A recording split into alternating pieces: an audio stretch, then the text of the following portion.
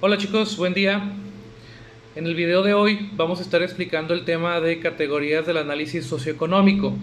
Nuestro objetivo será comprender cómo es que los aspectos económicos influyen en los aspectos sociales, cómo está configurada la sociedad y qué tan importantes son los aspectos económicos. Entonces pongan atención y vamos a entrar al tema.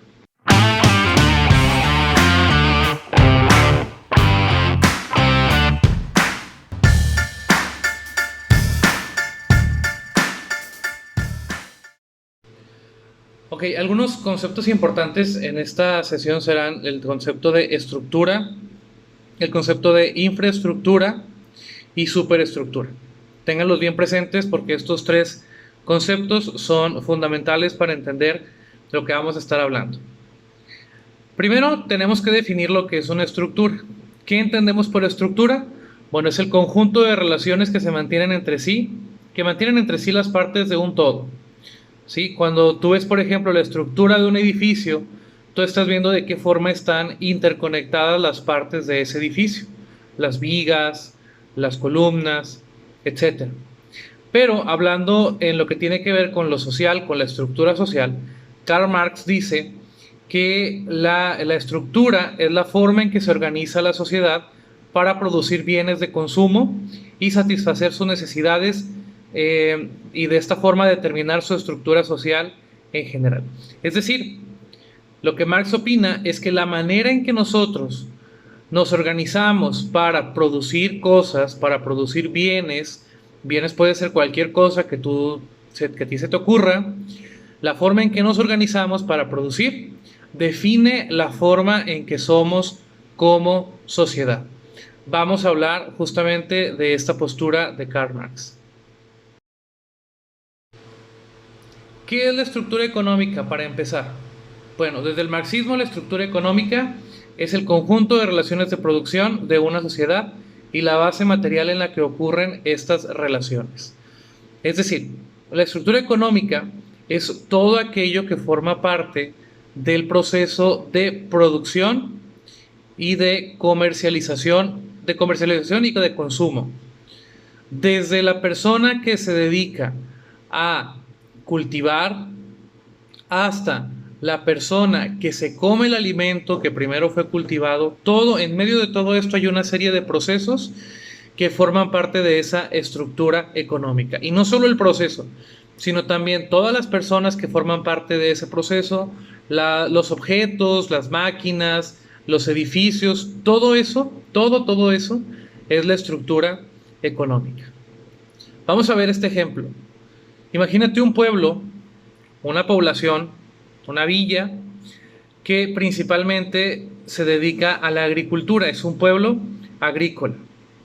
En este pueblo, que se dedica a la agricultura, va a haber una serie de relaciones de producción existentes. Es decir, la forma en que las personas se van a relacionar para producir es muy particular de un pueblo agrícola. Vamos a hablar, por ejemplo, de las formas de propiedad. La propiedad de la tierra, porque la tierra sería el elemento más valioso, puesto que es un pueblo agrícola. La propiedad de la tierra puede ser pública, es decir, propiedad del Estado, o puede ser privada, es decir, propiedad de una persona o de algunas personas. ¿Sí? Cada quien tiene su tierra y la trabaja como decide trabajarla. Si quiere contratar a una persona para que trabaje la tierra, lo puede hacer. Si quiere trabajarla él mismo, lo puede hacer porque es su tierra, es de propiedad privada. Y la otra es la propiedad pública, que la tierra sería propiedad del Estado. El Estado definiría cómo se trabaja la tierra, qué se cultiva, etcétera, etcétera, etcétera. Entonces tenemos dos formas en que este pueblo se podría conducir. Podría tener una forma de propiedad pública del Estado o una forma de propiedad privada, individual. La tierra pertenecería a los individuos. Si fuera pública, sería propiedad estatal. Los ciudadanos no serían más que receptores de tierras, es decir, recibirían tierras del gobierno. Y el control de la producción, de la distribución y del consumo estaría bajo el Estado. El Estado tendría el control de todos estos elementos. El Estado decidiría qué se produce, cómo, cuándo y cuánto se distribuye, y también podría poner ciertas pautas en cuanto al consumo. Por ejemplo,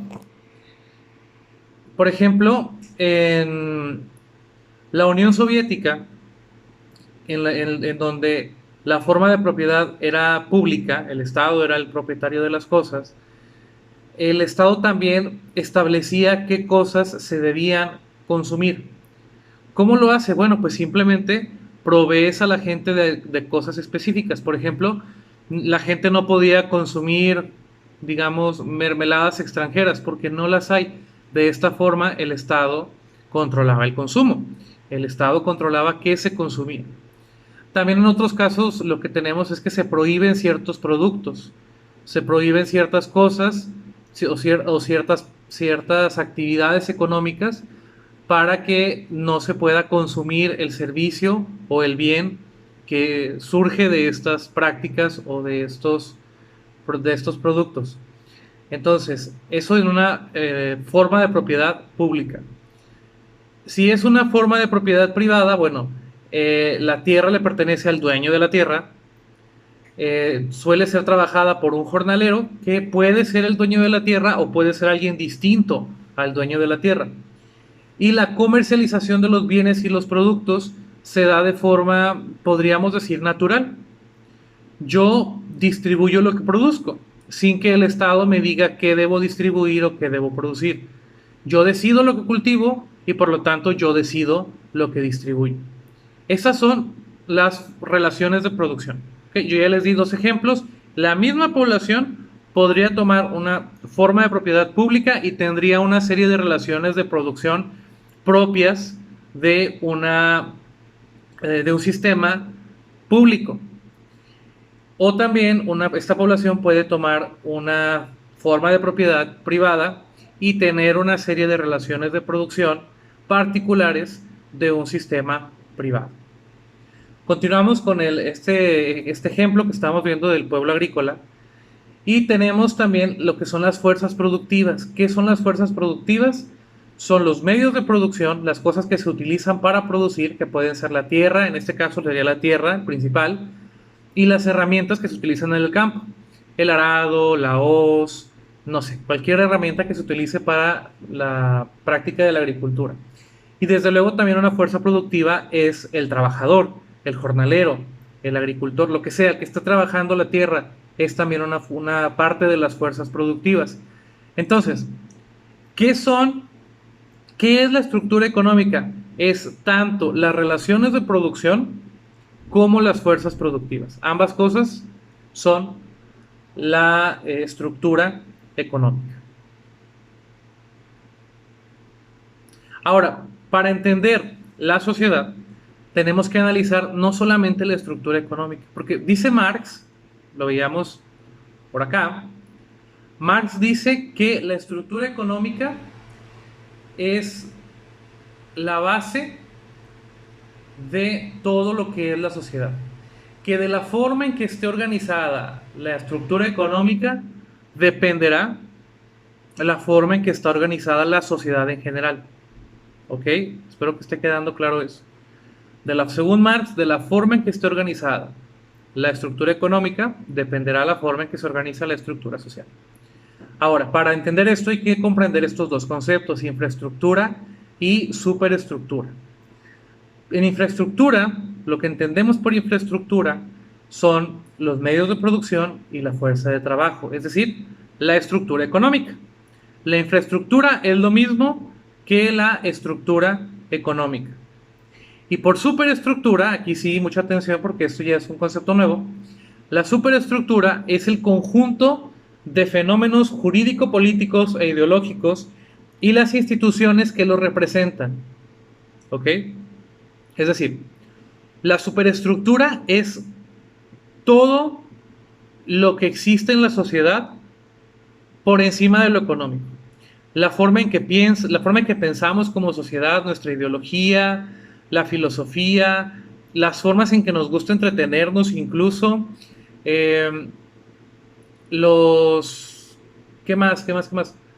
Por ejemplo, también los deportes que se practican, la forma en que se concibe el deporte, todo esto es la superestructura. ¿Sí? Marx dice que la superestructura depende de la infraestructura, es decir, que dependiendo de cómo sea la estructura económica, la superestructura va a tomar una forma de ser. ¿Sí? Entonces, por ejemplo, en los países comunistas, ser comunista, digamos, sería la estructura económica. Esa es la infraestructura. El Estado es propietario de todo, las personas trabajan y se buscan insertar en algún trabajo para el Estado. Eh, entonces, esas sociedades toman formas de ser particulares. Y por ejemplo, en los países comunistas tenemos que, por ejemplo, se da mucho énfasis en ciertas carreras universitarias y se desarrolla muy bien ciertas áreas de estudio. Y ahí tenemos, por ejemplo, países como Cuba, con economías, podríamos decir, similares a la de México, pero con un sistema médico muy avanzado. ¿Sí? Esa es la superestructura que depende de la infraestructura. En cambio, en los países capitalistas, donde el Estado no es propietario de las cosas, sino la gente es propietaria de los medios de producción, también la sociedad toma formas de ser muy particulares. Y tenemos que, pues, en los países capitalistas es donde se dan por ejemplo, ¿no? Donde se desarrollan mejor cierto tipo de espectáculos, como por ejemplo los deportivos. Ahí tienes a Estados Unidos, un país capitalista que tiene distintos tipos de competencias deportivas distintas que dependen o están basadas en una infraestructura económica. ¿Por qué, por ejemplo, no sé, vamos a decir, uh, Cuba no tiene una liga deportiva de béisbol tan competitiva como la de Estados Unidos? Y a ver, el béisbol cubano es muy bueno.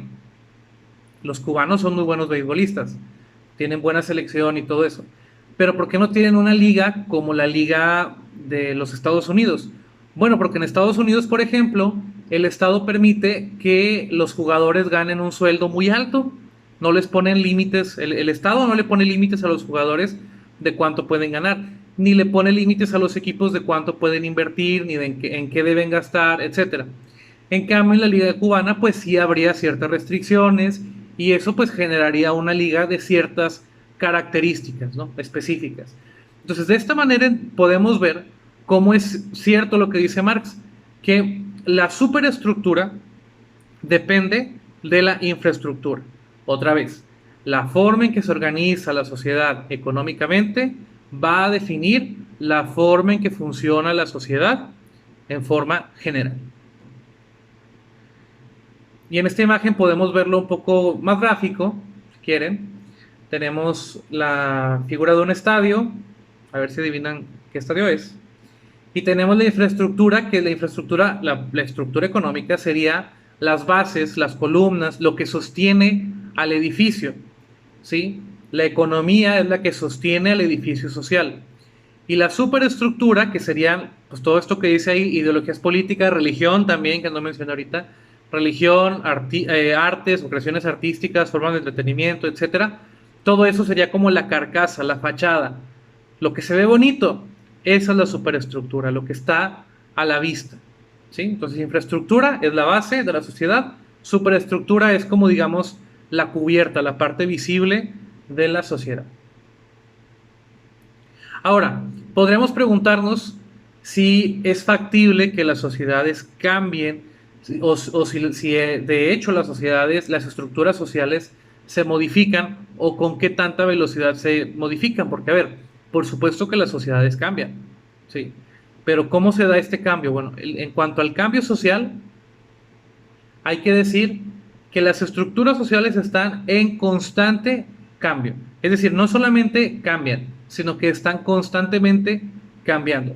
Solo que los cambios son tan específicos y tan pequeños, entre comillas, que no son perceptibles sino solamente al paso del tiempo. ¿Sí? Por ejemplo, si tú observas la forma en que era la sociedad, si ves un documental o lo que sea, de cómo era la sociedad mexicana de los años 50 y lo comparas con lo que es hoy, seguramente vas a encontrar muchas diferencias. Pero esos cambios que hemos vivido se han venido dando poco a poco. Han sido cambios paulatinos, pero constantes. Cambios lentos, pero siempre se están dando. Ahora existen dos tipos de cambios. Está el cambio coyuntural y está el cambio estructural. El cambio coyuntural es un cambio leve o transitorio. Podríamos decirlo también un cambio pequeño y que podría ser a veces un cambio temporal. Y suele deberse a causas externas, a una intervención extranjera, una invasión, puede ser también a una intervención económica cuando un país se mete en la economía de otro y busca influirlo. Es un cambio coyuntural, un cambio específico en una parte de la estructura. Y el cambio estructural es un cambio severo y permanente. ¿Qué quiere decir esto? Que es un cambio drástico y que suele tener consecuencias permanentes. Las causas suelen ser internas, aunque también pueden ser externas. Pero, por ejemplo, piensen en cuando se da una revolución.